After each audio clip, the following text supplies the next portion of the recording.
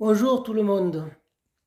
Je fais cette vidéo parce que vous savez ce qui s'est passé à Marseille, au 17 rue de Tivoli. Et il y a eu une explosion très gravissime a fait s'écrouler un immeuble complet, et puis plus un deuxième et un troisième qui on ne sait pas si au final il sera démoli ou pas. Donc je fais cette vidéo simplement pour rendre hommage à une personne qui se trouvait dans cet immeuble et qui malheureusement était ma mère. L'enquête, je sais que j'ai un contact avec une personne que je ne citerai pas ici parce que bon, je ne sais pas si elle souhaite déjà être citée, mais bon, si elle voit cette vidéo, elle se reconnaîtra. Et donc qui me tient au courant un peu de tous les événements qui sont en train de se dérouler. Et donc je sais que la police est en train d'enquêter pour essayer d'élucider au mieux ce qui s'est passé. Il privilégie donc une fuite au gaz, une explosion due au gaz. Je sais qu'en ce moment même, il travaille sur le compteur du premier étage où se trouvait ma mère pour savoir euh, qui ou quoi est en cause dans cet accident. Cet accident qui malheureusement a emporté, il me semble, sept personnes, si je ne me trompe pas, mais il y a eu au moins plusieurs victimes, dont ma mère. Donc je vous l'aurais dit encore une fois, je fais cette vidéo pour lui porter hommage et aussi pour faire savoir une autre chose. J'ai vu des articles, je vois des vidéos, et si ce monsieur voit cette vidéo, je ne suis pas du tout en train de vous agresser, mais sachez que ma mère n'était pas du tout sénile, et malgré son âge avancé de 88 ans, parce que j'ai vu sur les articles que vous aviez dit que ma mère était sénile, que... Alors ma mère avait tout de même 88 ans, mais elle n'était pas encore sénile. Elle pouvait oublier, oui, des choses comme une personne à 90 ans ça nous arrive à nous qu'on a 40 ans, 50 ans, 60 ans, imagine une personne à presque 90 ans. Et pour une personne de 90 ans, je trouve qu'elle se débrouillait parfaitement bien parce qu'encore, ça lui arrivait de faire ses courses toute seule, même si parfois elle se faisait aider, mais elle était capable encore de prendre l'initiative de faire ses courses toute seule. Donc il faut quand même avoir un certain... parce qu'il faut être capable de projeter ce qu'on va acheter et par où on va passer. Donc je ne pense pas qu'une personne sénile soit capable de faire ça.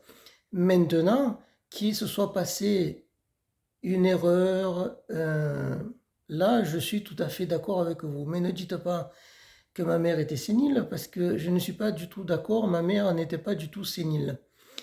Euh, donc, voilà, j'attends tout simplement que la police judiciaire fasse son travail et qu'elle arrive à élucider qu'est-ce qui s'est vraiment passé, puisque il y a eu des témoins aussi qui ont senti, alors je ne suis pas sûr de ces sources, mais c'est ce que j'ai vu sur l'article, donc je pense que c'est des sources qui sont plus ou moins sûres. Il y a eu des témoins qui ont senti le gaz, du moins comme s'il y avait une fuite de gaz au rez-de-chaussée. D'accord? Donc, il faut savoir que pour sentir ce gaz au rez-de-chaussée, si je ne me trompe pas et que le bâtiment est bien alimenté en méthane, le méthane est un gaz qui est inodore, on lui ajoute une odeur justement pour pouvoir le sentir en cas de fuite. Et c'est un gaz qui, si vous calculez sa densité, il est à peu près, c'est pas tout à fait, mais à peu près 2 fois moins dense que l'air. Il est 2 fois moins dense que l'air, ce qui veut dire que ce gaz va avoir une grande tendance à monter vers le haut. Donc si les témoins, et je dis encore une fois si ma source est sûre, enfin ma source du moins, celle que j'ai vue sur les articles sur Internet, si eux ils l'ont senti au rez-de-chaussée, ça veut dire que la fuite elle provenait du rez-de-chaussée, enfin je pense maintenant, et que donc en s'élevant, ils l'ont senti. D'accord, ils n'étaient pas au premier étage, ils étaient au rez-de-chaussée.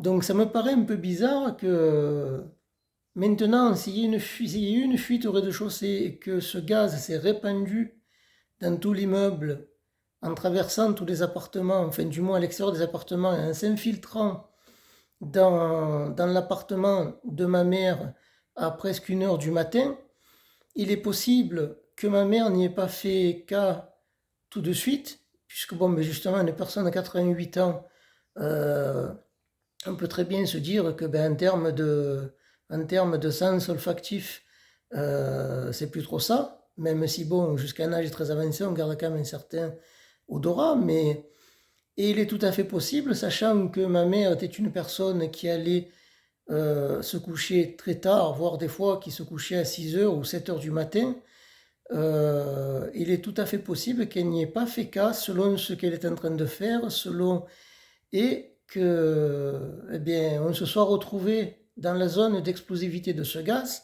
qui est d'environ 5% des brouettes jusqu'à 15% des brouettes, c'est sa zone d'explosivité. Et selon l'appartement, 5% déjà, ça peut représenter un certain volume de gaz.